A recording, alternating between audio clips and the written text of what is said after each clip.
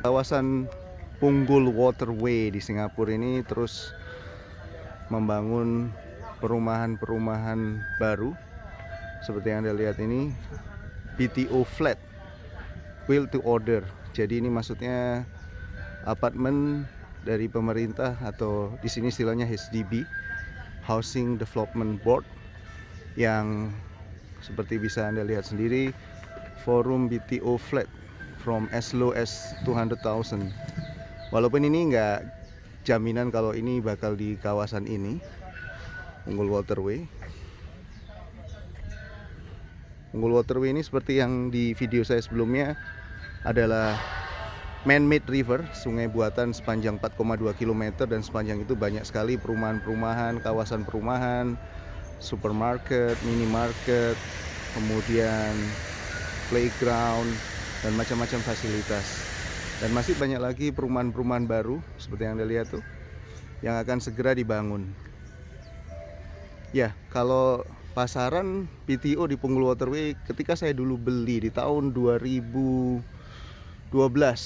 ya, saya pesan, kemudian saya baru masuk ke rumah itu jadi dan sudah siap itu di tahun 2016, jadi 4 tahun menunggu. Dan di tahun 2012 itu harganya untuk 4 kamar itu seharga 312.000 Singapura dolar. Jadi makanya saya tadi bilang, walaupun di sini forum BTO flat as low as 200,000 atau serendah 200.000 itu nggak jaminan pasti di kawasan ini, mungkin di kawasan yang lain. Tapi ya inilah yang penting rupa daripada BTO flat atau flat yang sudah akan jadi atau build to order. Maksudnya ini adalah flat yang baru dari tangan pemerintah kemudian dibeli ya, first hand. Jadi ini yang baru. Karena banyak juga flat-flat yang mana orang-orang Singapura ini belinya resale atau flat yang sudah dari tangan kedua, sudah dibeli oleh pembeli pertama dari pemerintah, kemudian habis itu dibeli lagi oleh orang yang selanjutnya. Nah, itu flat itu disebut flat resale. Apa bedanya? Nah, kalau BTO pastinya lebih murah. Seperti yang tadi saya bilang, saya dulu beli di harga 312.000 ya. Dan harga pasaran flat saya sekarang ini, saya masuk 2016 ya, sekarang 2021, pasaran terendah berdasarkan harga di kawasan sekitar itu di harga 450.000 terendah, bisa sampai 500 lebih, 530 gitu ya. Jadi kisaran 450 sampai 530. Jadi disitulah bedanya antara tadi BTO dengan resale. Kalau BTO mungkin hanya di bawah 400 kalau sekarang ya, karena saya dulu beli 312 untuk di kawasan Punggul Waterway ini di tahun 2012. Jadinya di 2016. Nah, kalau sekarang mungkin di bawah 400 gitu. Karena pasaran untuk resale-nya 450 ke atas kan tadi. Plus dan minus. Kalau untuk pasangan baru yang mana mereka masih tinggal dengan orang tua, itu mungkin nggak ada masalah beli BTO ya, yang mana mereka bisa nunggu 4 tahun atau bahkan lebih. Ya, itu mereka nggak perlu harus sewa. Karena kalau sewa di Singapura ini lumayan. Karena yang membuat Singapura ini dikenal sebagai negara yang cukup mahal itu sebenarnya dua. Satu, harga tanah dan hunian ya. Jadi sewa tempat, sewa rumah, sewa kamar, atau beli rumah, beli tanah ya, intinya yang kaitannya dengan tanah dan hunian. Kemudian kedua adalah mobil. Di sini cukup mahal ya, karena memang untuk membatasi juga. Selain itu juga karena public transport juga di mana-mana sudah siap tersedia dengan fasilitas yang cukup baik dan terhubung kemana-mana.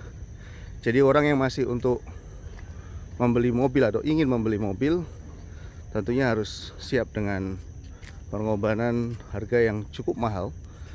Baik dari sisi harga mobilnya itu cukup mahal. Kalau untuk kita bicara harga mobil baru, mobil-mobil Jepang, Korea gitu ya, itu bisa sampai mencapai setidaknya 100.000 dolar Singapura kisarannya. Dan lebih daripada itu masih harus lagi beli COI atau bayar COI. So, itu saya bukan orang mobil, tapi kurang lebih semacam kayak izin untuk memiliki mobil tersebut ya. Ini bukan izin untuk mengemudi, tapi izin untuk memiliki mobil tersebut yang batasannya hanya 10 tahun. Jadi nanti kalau setelah 10 tahun harus perpanjang lagi COI-nya.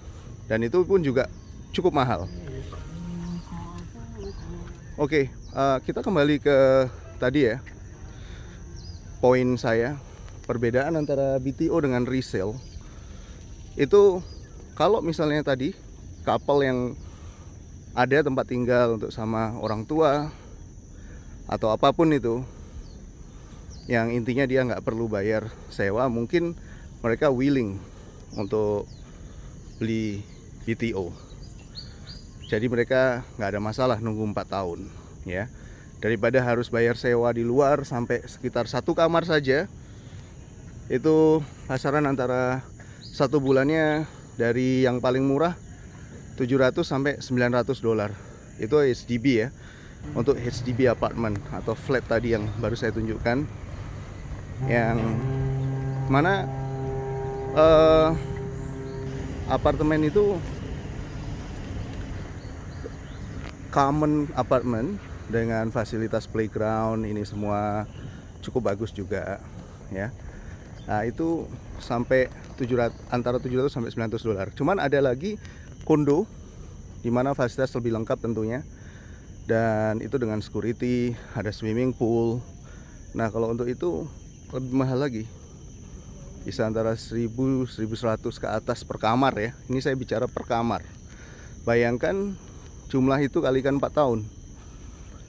Walaupun tetap ada orang yang memaksa untuk beli BTO dan dia pun masih sewa, ada. Tapi kebanyakan daripada mereka itu lebih baik beli yang resale, karena memang nggak perlu tunggu sampai lama, sudah bisa siap jadi langsung masuk. Cuman resikonya adalah harganya lebih mahal. Jadi kembali ke masing-masing pembeli mau pilih yang mana. Apakah dia tetap dengan BTO atau dengan resale? Mereka bisa buat kalkulasinya mana yang lebih murah, karena mereka juga bisa hitung antara harga sewa yang mereka harus bayar selama menunggu dengan harga resale yang mereka akan beli. Dari situ nanti mereka bisa tentukan apakah worth atau cukup pantaskah untuk beli resale atau cukup pantaskah beli BTO. Tergantung masing-masing, dan masih banyak lagi perhitungan-perhitungan yang lain tentunya. Oke guys, ya ini juga saya mau kasih tahu di Punggul Waterway tadi, karena sepanjang 4,2 kilo nggak semuanya loh sudah jadi berupa apartemen dengan fasilitasnya yang lengkap, dengan minimarket, coffee shop dan lain-lain. Masih banyak juga yang bentuknya seperti kalian lihat ini, masih hutan dengan jogging track atau cycling track. Mungkin kedepannya akan dikembangkan lagi. Dan ini reservoir, tempat penampungan air bersih nih. Nah kalau ini hutan.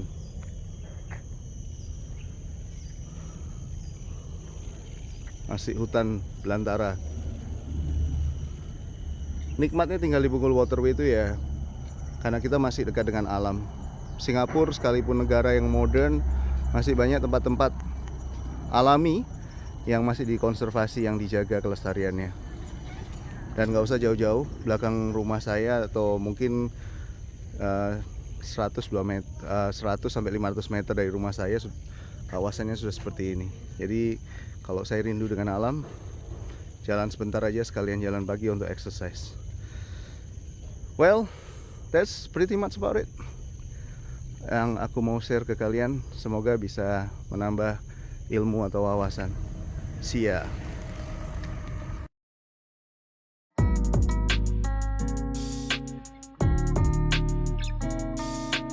Terima kasih sudah nonton video ini. Kalau kalian suka, jangan lupa subscribe, komen, like, dan share-nya ya. Terima kasih.